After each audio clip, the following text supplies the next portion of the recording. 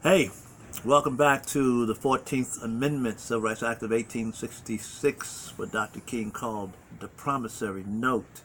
We're going to read, we're going to study, we're going to see, we're going to comprehend what the Constitution says about us American descendants of chattel slaves, i.e., black citizens. Up until 2004, late summer, fall 2004, 2005, I thought because I was being an activist for the homeless and for black people and for social justice issues and so forth, environment, I thought I was a civil rights activist, I found out when I studied, when my Marine, former Marine black brother confronted me and challenged me on the 14th Amendment in the Civil Rights Act of 1866, I need to study that. After I studied and looked at that, I realized that I was not a civil rights activist. I was an activist, but not a civil rights activist. There are very, very few, I'd wager, actual civil rights activists walking around this country today, and I'm one of them. And my friend, of course, is one of them. A civil rights activist is a person who knows what the 14th Amendment and the Civil Rights Act of 1866 is about, and the power thereof.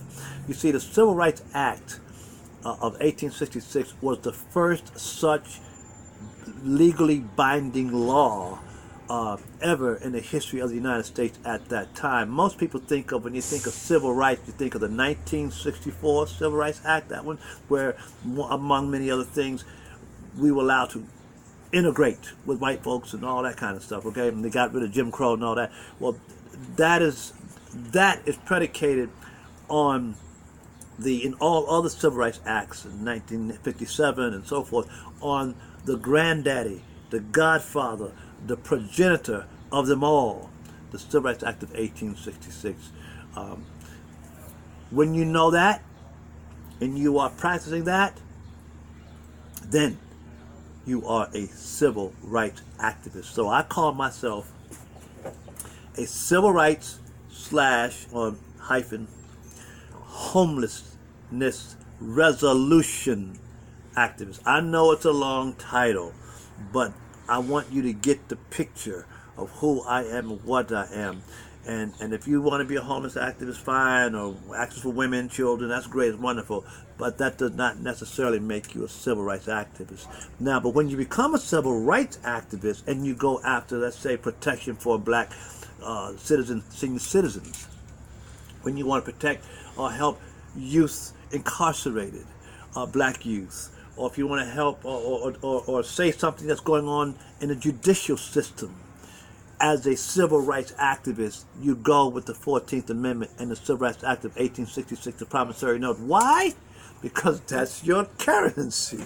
That's your license to do business with the United States. You don't show that, you ain't got nothing to say to them. You call them black this and black that and multicultural. Use the law that we've been given. So that's what a civil rights activist is. I want to make that clear to everybody. Who are you? What? My producer's talking to me. Who are you? Oh, I'm sorry.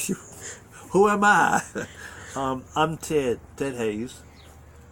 One of my names that I'm starting to use more, and I'll tell you more about that in an upcoming episode of all this, or edition. My other name is Yosef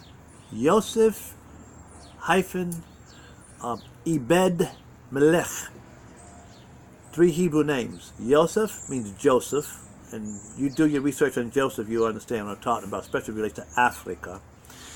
Ebed Melech is a black Hamite in the book of Jeremiah, in the scriptures, who rescued Jeremiah from some people who was trying to kill him, and you'll hear about that.